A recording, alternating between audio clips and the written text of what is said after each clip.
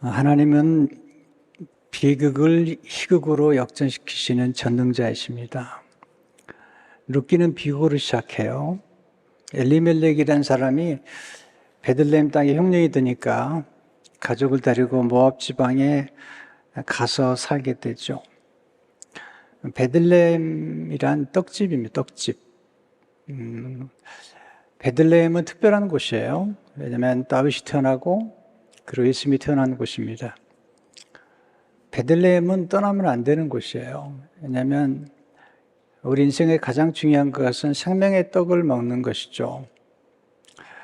베들레헴에는 하나님의 임재가 있었고 그리고 하나님의 떡이 있는 곳인데 영적으로 보면 엘리멜렉이 베들레헴을 떠난 것입니다.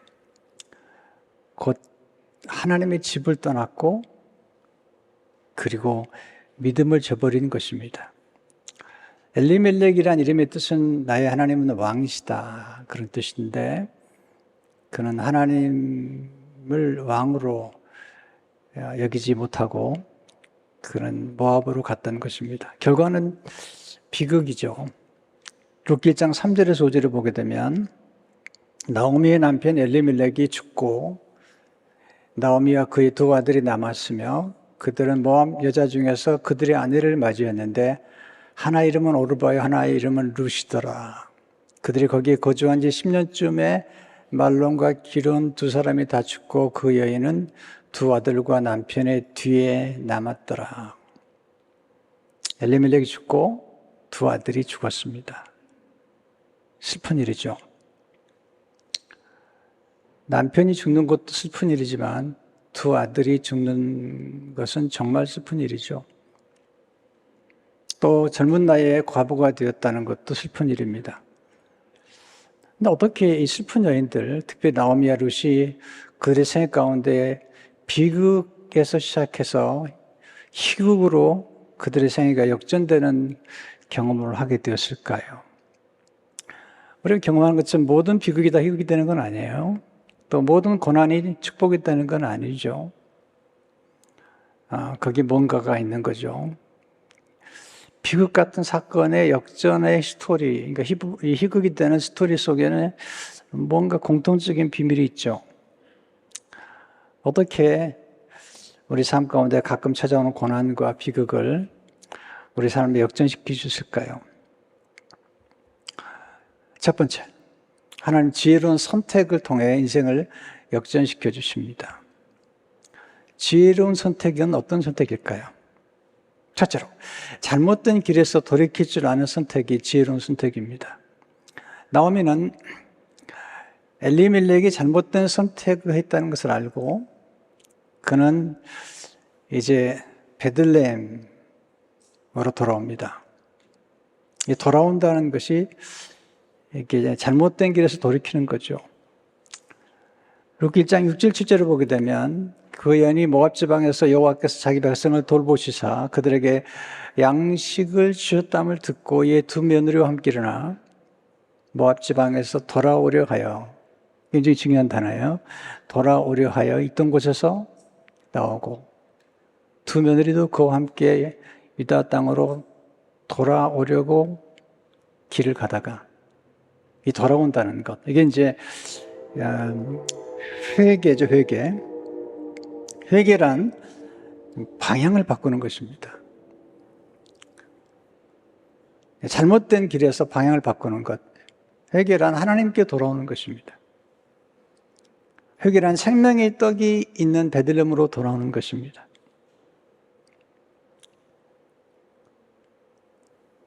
선택이 중요하죠. 선택은 순간이지만 결과는 영원하죠. 회개의 선택은 복된 선택입니다. 주님이 이 땅에 오셔서 제일 먼저 선포하신 메시지가 마태복음 4장 17절의 말씀이죠. 이때부터 예수께서 비로소 전파 이르실 때 회개하라. 천국이 가까이 왔느니라 하시더라. 회개하면 천국을 경험하게 됩니다. 두 번째, 어머니를 공경하는 선택이 지혜로운 선택입니다. 나오미가 두 며느리에게 얘기해요. 이제 너희 어머니께로 돌아가고 새로운 남편을 만나서 위로를 받아라. 그렇게 참 좋은 시어머니죠. 네, 며느리들을 생각하면서 나 따라오지 말고 그리고 내 고향으로 돌아가라. 그 새로운 남편을 만나면 좋겠다. 그렇게 고민을 합니다. 그때 오르바는 시어머니의 말을 듣고 모압 자기 백성과 신에게 돌아갑니다. 근데 룻은 달랐어요. 선택이. 룻은 시어머니를 선택했어요. 시어머니의 하나님을 선택하고 시어머니를 공경하는 쪽을 선택한 것입니다. 룻기장 15절을 보면 나오미가 또 이르되 보라 내 동서는 그의 백성과 그의 신들에게 돌아가나니 너도 너의 동서를 따라 돌아가라 하니 내 룻은 아닙니다. 제가 시어머니를 공경하는 쪽을 선택하겠습니다. 룻의 선택과 결단이 대단한 선택이죠. 룻 1장 16절 17절에 보시면 너무 좋은 말씀이기 때문에 함께 읽어보면 좋겠습니다. 시작. 룻이 이르되 내게 어머니를 떠나며 어머니를 따르지 말고 돌아가라 강권하지 마옵소서. 어머니께서 가시는 곳에 나도 가고 어머니께서 머무시는 곳에 나도 머물겠나이다. 어머니의 백성이 나의 백성이 되고 어머니의 하나님이 나의 하나님이 되시리니 어머니께서 죽으시는 곳에서 나도 죽어 거기 묻힐 것이라. 만일 내가 죽는 일 외에 어머니를 떠나면 여호와께서 내게 벌을 내리시고 더 내리시기를 원하니다라 하는지라. 굉장한 이야기죠. 시어머니를 공경하는 게 쉽지 않습니다. 친정어머니를 사랑하는 건 그래도 가능하죠. 근데 시어머니를 공경하는 게 쉽지 않아요. 근데 지금 룻이 그 길을 선택한 거죠.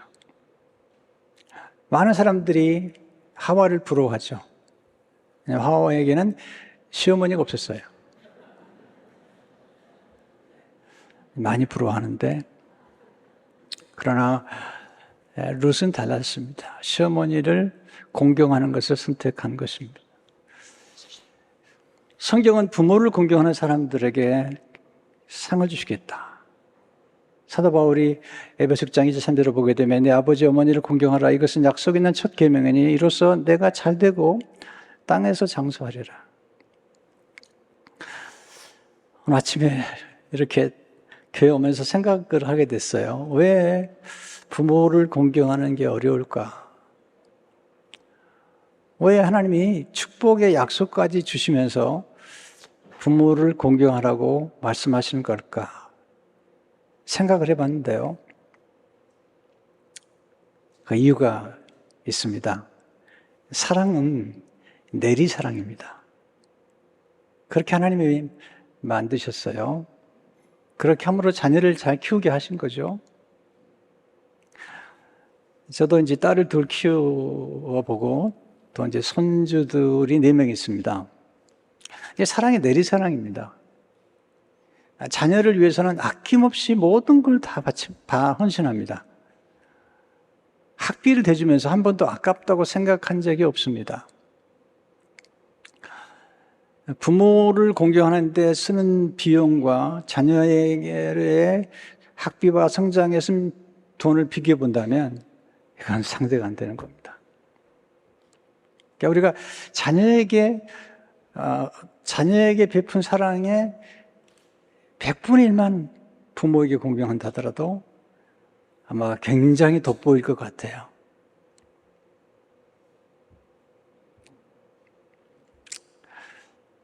네, 그래서 하나님께서 계명에 넣으시고 축복을 약속하시는데 성경에 나타나는 인물들 가운데 형통한 사람들, 끝까지 쓰임받는 사람들의 특징 가운데 하나는 이제 부모를 잘 공경한 사람들이죠. 요셉 같은 경우에 보면 얼마나 아버지를 공경해요. 또 아버지 때문에 모든 형제들을 다 돌보잖아요. 이게 이제 성경에 나타나는 원리들이고 또 우리 예수님도 하나님 아버지를 공경하고 또 육신의 부모님을 이렇게 순종하는 것들을 보게 됩니다. 세 번째, 전능하신 하나님을 선택하는 것 지혜로운 선택입니다. 오르바는 모압의 신, 그모스 신을 선택했는데 룻은 나오미의 하나님, 여호와, 전능자를 선택한 것입니다. 이게 대단히 놀라운 것입니다. 나오미가 베들레헴에 돌아왔을 때 남편을 잃었죠. 두 자녀, 두 아들을 잃었죠. 그리고 가졌던 모든 재산을 다 잃어버리고 빈손으로 돌아온 겁니다. 사람들이 와서 이가 나오미냐? 나를 나오미라 부르지 말라는 거예요. 나오미란 이름의 뜻은 찬송, 환이란 뜻이에요. 마라로 부르라는 거예요. 마라는 쓰다라는 거죠. 내 인생이 쓰다. 그러면서 이렇게 고백을 하는데, 탄식하는 고백을 하는데 그 속에 뭔가 비밀이 있어요. 인생 역전의 비밀이 있어요. 그 비밀이 바로 나오미가 불렀던 하나님에 대한 이름이에요. 이름. 룻기 1장 19절 22절을 보게 되면 그 두 사람이 베들레헴까지 갔더라. 베들레헴에 이를 때 온 성읍이 그들로 말미암아 떠들며 이르기를 이가 나오미냐 하는지라. 나오미가 그들에게 이르되 나를 나오미라 부르지 말고 나를 마라라 부르라. 이는 전능자가 나를 심히 괴롭게 하셨음이니라. 내가 풍족하게 나갔더니 여호와께서 내게 비어 돌아오게 하셨느니라. 여호와께서 나를 징벌 하셨고 전능자가 나를 괴롭게 하셨거늘 내가 어찌 나를 나오미라 부르냐 하니라. 근데 여기서 나오미가 부른 이름이 놀라운 이름이죠. 전능자. 히브리어로 샤다이라는 이름이에요. 샤다이. 이 이름이 이제 아브라함이 99세 때 하나님이 찾아오셔서 아브라함에게 하셨던 말씀 속에 하나님 이름 속에 이름이 담겨 있어요. 창세기 17장 1절을 보게 되면 아브라함이 99세 때 여호와께서 아브라함에게 나타났을 때 그에게 이르시되 나는 전능한 하나님이라. 너는 내 앞에서 행하여 완전하라. 여기 전능한 하나님이란 히브리어가 엘샤다입니다. 엘샤다이. 엘샤다는 전능하실 뿐만 아니라 풍족하신 하나님이시다. 전능하신 하나님만이 우리 인생을 역전시킬 수 있죠. 우리가 누구인지보다도 우리가 믿는 하나님이 어떤 분이신가가 더 중요합니다. 지금 우리의 상황이 어떤 상황인가 보다 우리가 부르는 하나님이 어떤 분이신가 더 중요합니다. 왜냐하면 하나님은 전능하시기 때문에 하나님은 비극을 재료로 삼아서 희극을 만들 수 있는 분이고 깨어진 유리조각을 재료로 삼아서 아름다운 모자이크를 만들 수 있는 전능하신 하나님만이 그게 가능한 거죠. 인생은 선택이잖아요. 우리 선택은 우리 미래를 창조하잖아요. 여러분 선택은 순간이지만 결과는 영원하다고 말씀드렸어요. 왜냐하면 오르바와 룻이 똑같은 길에서 선택했는데 오르바는 모압과 그 신에게로 갔고 룻은 하나님 여호와 하나님께 갔는데 룻의 선택이 영원한 선택이 됐어요. 룻이 예수님의 족보 이름 들어가죠. 그리고 영생을 얻죠. 그의 아들이 보아스죠. 정말 놀라운 선택이죠. 놀라운 축복이잖아요.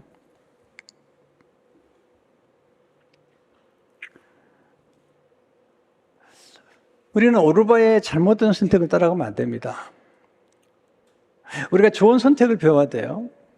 저도 좋지 않은 선택들을 많이 해왔는데 좋지 않은 선택을 하면서 점점 좋은 선택을 하는 걸 배우게 됐고 그리고 좋은 선택을 하면서 더 좋은 결과가 제 생애 가운데 나타나는 것을 보았습니다. 교회도 마찬가지죠.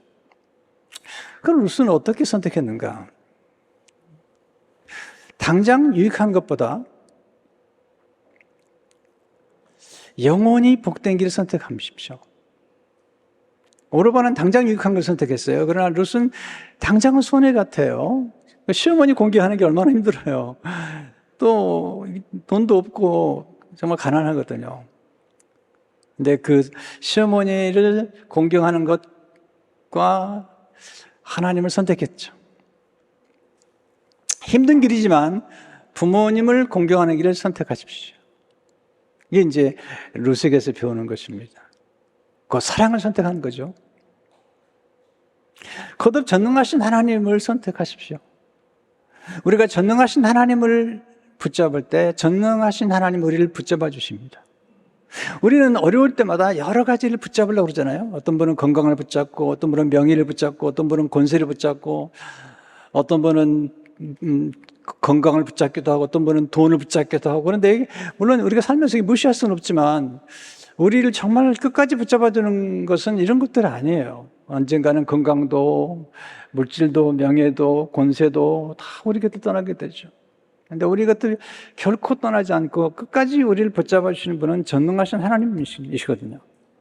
그래서 전능하신 하나님을 붙잡을 때 하나님이 우리를 붙잡아 주시는 겁니다. 두 번째, 형통의 원리를 배우고 적용하는 게 지혜입니다. 제가 살아보니까 고난이 우리를 변화시키는 것 같아요. 근데 고난이 다 우리를 변화시키지 않아요. 어떤 분은 고난 때문에 더 악해지고 더 사나워지고 더 거칠어지고, 고난 때문에 밤낮 원망과 불평과 그냥 모든 걸 다 부정적으로 보는 거예요. 고난 때문에. 고난이 어떤 사람의 인생을 더 망가뜨렸어요. 어떤 분의 글 읽어보면요, 모든 게 불평이에요. 모든 게 다 원망이에요. 왜? 고난 때문에. 어떤 사람들은 고난을 축복으로 바꿔버려요. 어떤 사람들이 반응을 잘 보이는 거예요. 고난에 대한 해석을 잘하는 거죠. 고난 가운데 감사하고, 고난 가운데 하나님도 신뢰하고, 고난을 통해서 더욱더 아름다운 성품 형성하고, 이런 분들은 고난을 통해서 인생의 역전에 놀라운 축복을 경험하게 되죠. 근데 고난만 우리를 변화시킨 게 아니죠. 성공, 형통, 축복, 하나님의 은혜, 이런 것들이 우리를 변화시켜요. 저는 한때는 고난에 너무 의미를 많이 부여했어요. 그래서 고난에 대한 의미를 많이 부여하고 또 고난을 많이 찬양했는데, 어느 순간에 우리 인생을 변화시키는 것 중에 하나가, 또 하나는 하나님의 축복이라는 걸 알게 됐어요. 하나님이 아브라함을 축복하시잖아요. 아브라함이 거짓말을 했어요. 그러면 거기서 저주가 임해야 되는데 오히려 축복을 해줘요. 깨달은 게 뭐냐면, 무서운 책망은 책망이 아니라 축복이구나. 무서운 책망은 책망이 아니라 칭찬이구나. 역설이죠. 아브라함이 두 번째 거짓말을 해요. 근데 하나님께서 아브라함 손을 또 들어주면서 그 아비멜렉에게 그는 선지자라는 거야. 이게 하나님의 역설이에요, 역설. 하나님 우리를 그렇게 인정해 주는 거죠. 우리는 부족한데 우리에게 100점을 줘버려요. 왜? 앞으로 100점이 될 거라는 것을 알고 미리 100점을 줘버리는 거죠. 그런 하나님의 신뢰와 사랑과 축복 속에서 아브라함이 점점점 변화됩니다. 점점점 설득을 당합니다, 하나님께. 하나님의 그 큰 사랑 앞에 설득을 당하면서 나중에는 이삭까지 하나님께 바치는, 그 순종하는 신앙의 절정까지 이르게 되죠.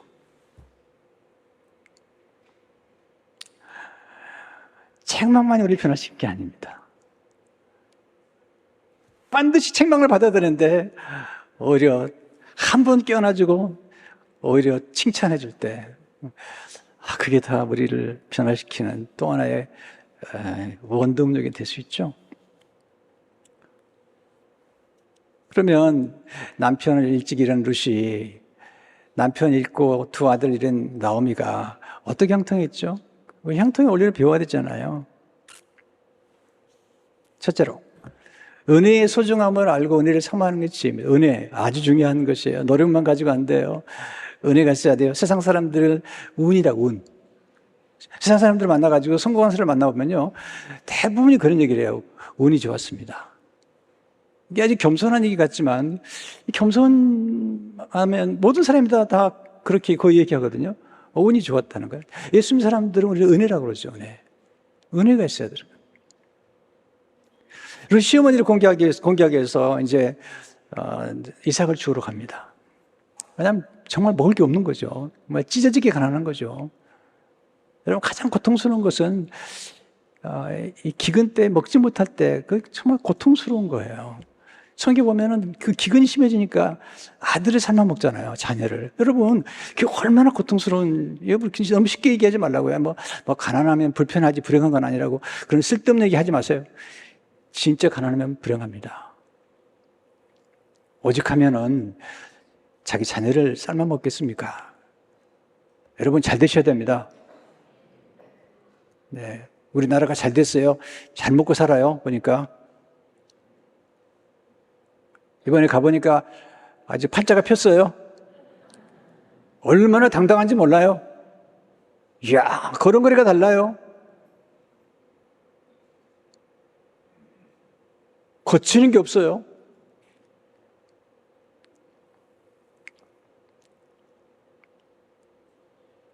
좋은 거죠. 그런데 이렇게 가난한 상황에서 시어머니를 공경하기 위해서 이 여인이 의지했던 게 은혜입니다, 은혜. 자주 반복되는 단어죠. 룻기 2장 2절을 보시면 모압 여인 룻이 나오며 이르되 원하건대 내가 밭으로 가서 내가 누구에게 은혜를 입으면 그를 따라서 이삭을 죽겠나이다 하니 나오미가 그에게 이르되 내 따라 갈지어다 하며 내가 누구에게 은혜를 입으면 나중에 보아스를 만나죠. 보아스가 룻에게 작은 은혜를 베풀어요. 소년들이 또 물을 마셔도 된다. 소년들이 너를 괴롭히지 못하게 내가 만들었다. 작은 은혜죠.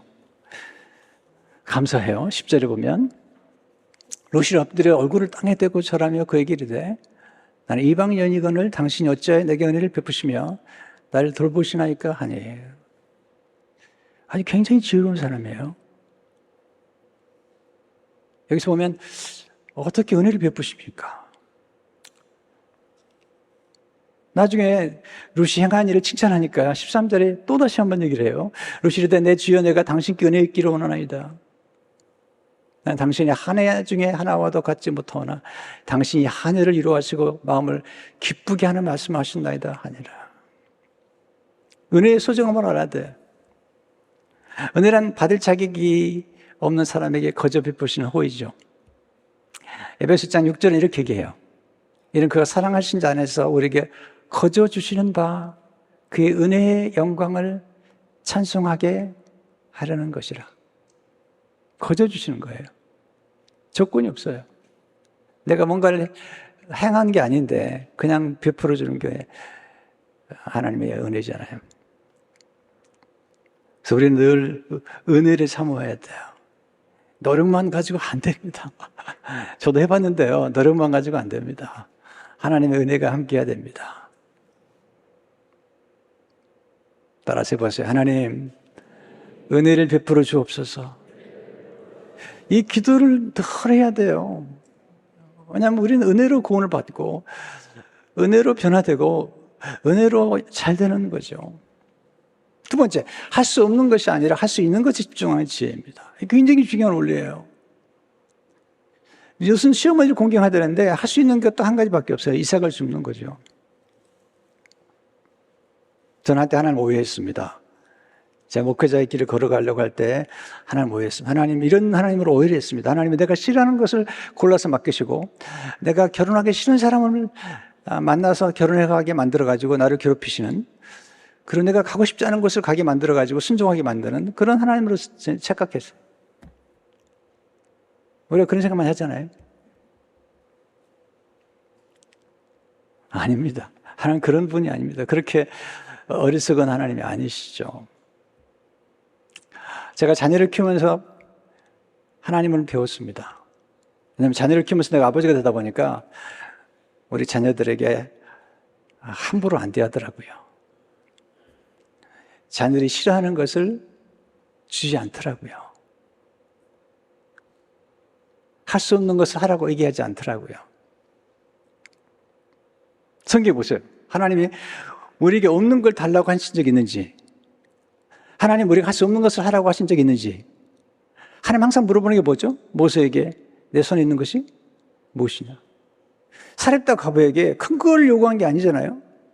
통의 마지막 가루와 병의 마지막 기름을 가지고 떡 하나 만들어서 엘리야를 공개하라는 거예요. 그러면 3년 6개월 동안 통의 가루가 마르지 않고 병의 기름이 마르지 않겠다고 하는 말씀하시는 거죠. 하나님이 우리에게 뭔가 축복을 주실 때 언제나 우리에게 없는 걸 요구하는 분이 아닙니다. 항상 우리가 할 수 있는 것, 거기서 출발해야 됩니다. 내가 잘할 수 있는 것, 내게 있는 것으로부터 출발해야 됩니다. 그리고 최선을 다해야죠. 보아스가 일꾼들과 이삭 주는 사람들을 보는 가운데 눈에 띄는 소녀가 있었던 거죠. 룻이죠. 보아스 나이가 들었고 룻은 젊은 과부였으니까요. 사안에게 묻습니다. 누구냐? 저 소녀는. 상황이 하는 말을 보세요. 룻기장 6절을 보면 베는 자를 건드린 사람만이 대답하려되 이는 나오미와 함께 모압 지방에서 돌아온 모압 소녀인데 그의 말이 나로 베는 자를 따라 단사이에서 이삭을 죽게 하소서 하였고 아침부터 와서는 잠시 집에서 쉰 후에 지금까지 계속하는 중입니다. 최선을 다하고 있다는 거죠. 우리는 늘 본인이 머무는 곳을 소중히 여기지 않아요. 꼭 다른 걸 생각하거든요. 여러분, 머무는 곳에서 꽃을 피우고 열매를 맺으십시오. 머무는 곳에서 최선을 다하십시오. 주어진 일에 최선을 다하십시오. 이게 지금 우리가 해야 될 일입니다. 자꾸 다른 데 기웃거리면 별로 좋은 거 아닙니다. 여러분, 제가 한국 다녀왔잖아요. 제가 자꾸 한국 기웃거리면 좋아하시겠어요, 여러분?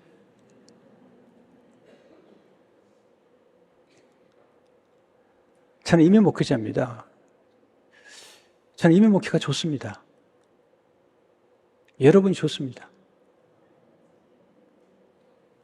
저는 후회하지 않습니다. 제가 이 걸어온 이 길 후회하지 않습니다.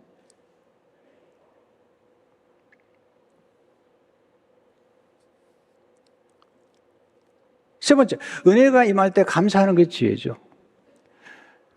이 룻은 감사를 잘해요. 작은 은혜를 베풀었을 때 감사해서 은혜를 키우는 거예요. 여러분, 받은 걸 키우는 사람 많잖아요.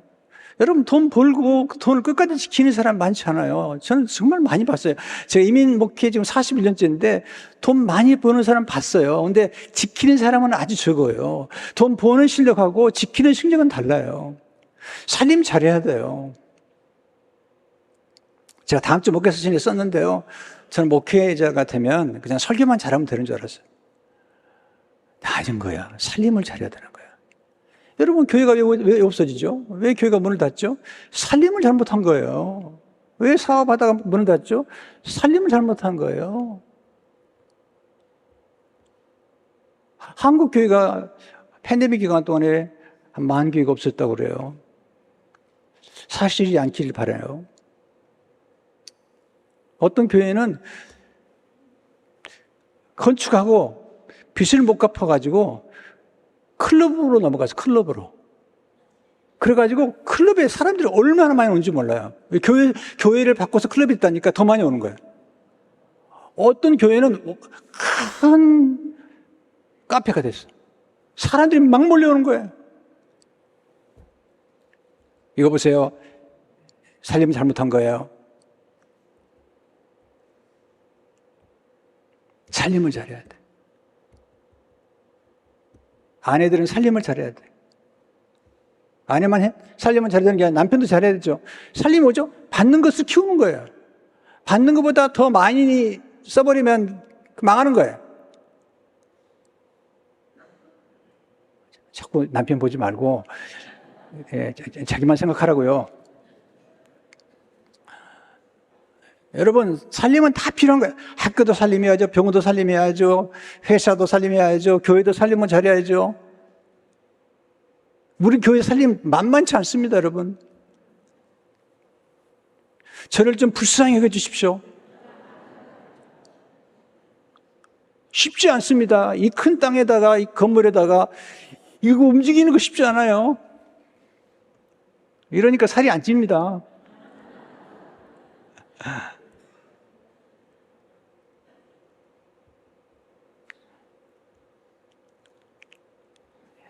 그런데 받은 걸 지키는 방법이 있어요. 겸손한 거예요. 허세를 부리면 안 되는 거죠. 겸손하잖아요. 10절 다시 보세요. 룻이 엎드려 얼굴을 땅에 대고 절하며 기르되 나는 이방여인이거늘. 나 이방여자 아닙니까? 나 과부 아닙니까? 당신 어찌 내게 은혜를 베푸시고 나를 돌보시나이까? 겸손할 뿐 아니라 감사하잖아요. 당신 어찌 내게 은혜를 베푸시고 나를 돌보시나이까? 여러분, 감사하는 마음만 있어는 안 되죠. 감사는 받은 것을 받았다고 말하는 것이잖아요. 근데 감사를 표현할 줄 알 때 더 큰 은혜가 따라오는 거예요.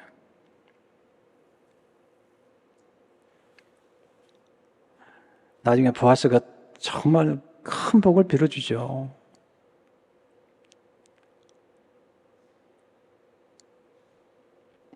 룻기 2장 11절 12절 보세요.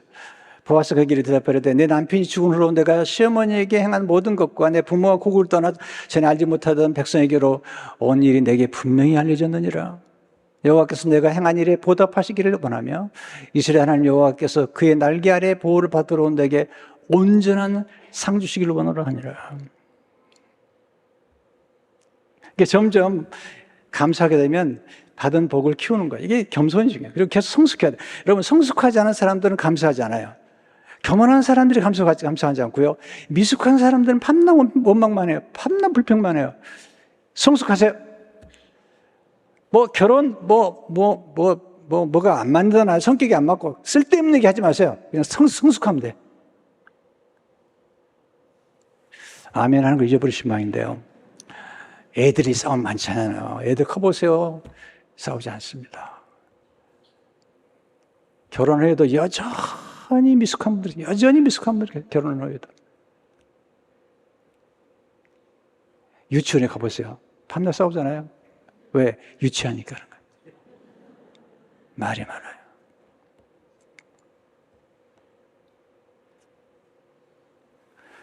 그리고 키우려면 하나가 돼야 돼. 싸우면 그때부터는 망가지는 거야.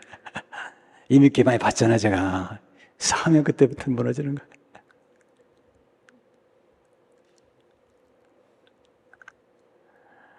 보아스가 나중에 최상의 음식을 나눠주고, 나중에는,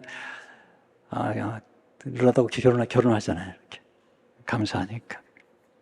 네 번째, 받은 축복을 나누는 것이 더 풍성한 복을 누리는 지혜죠. 보아스는 룻에게 축복을 나눠주죠. 또 룻은 시어머니에게 축복을 나눠줍니다. 시어머니에게 두 가지를 해요. 두 가지. 하나는 곡식을 나눠드리고 또 하나는 정보를 나눠줘요. 18절 19절 보세요.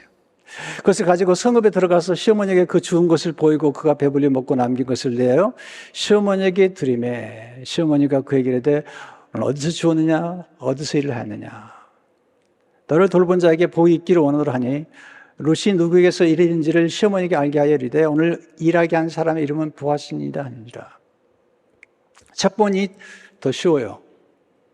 갖다 드리는 거예요. 어머니 드세요. 두 번째 어려워요. 어디서 누구에게서 했느냐. 이럴 때 대부분이 며느리들은요 그냥 드세요. 뭘 알려고 하세요. 그냥 드세요. 이게 대부분의 며느리들이 하는 일이에요.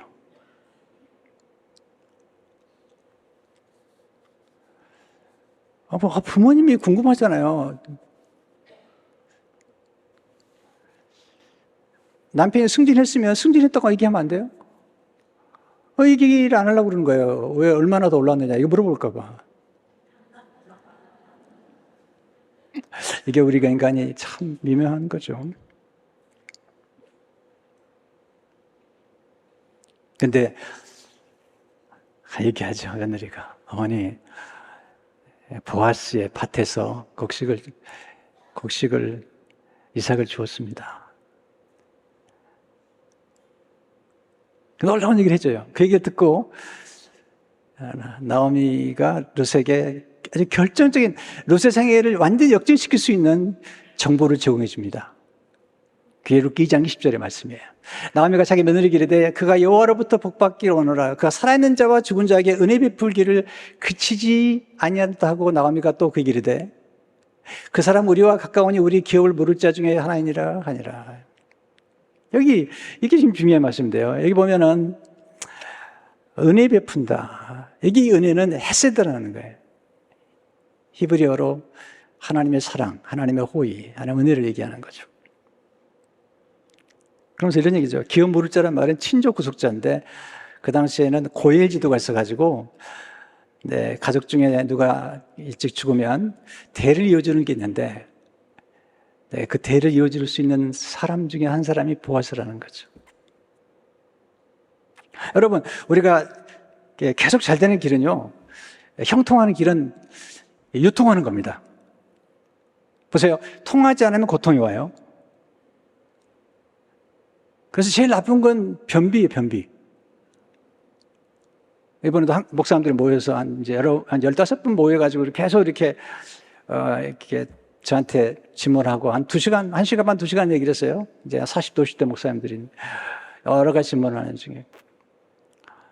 내가 그런 얘기를 했습니다. 뒷문 좀 열어놓고 목회하시라고. 깜짝 놀래요. 목사님, 뒷문을 닫아야지 교인들이 다 떠나면 안 되는데. 아닙니다. 변비가 나쁜 겁니다. 조금씩은 떠나야 됩니다. 우리 교회 말고.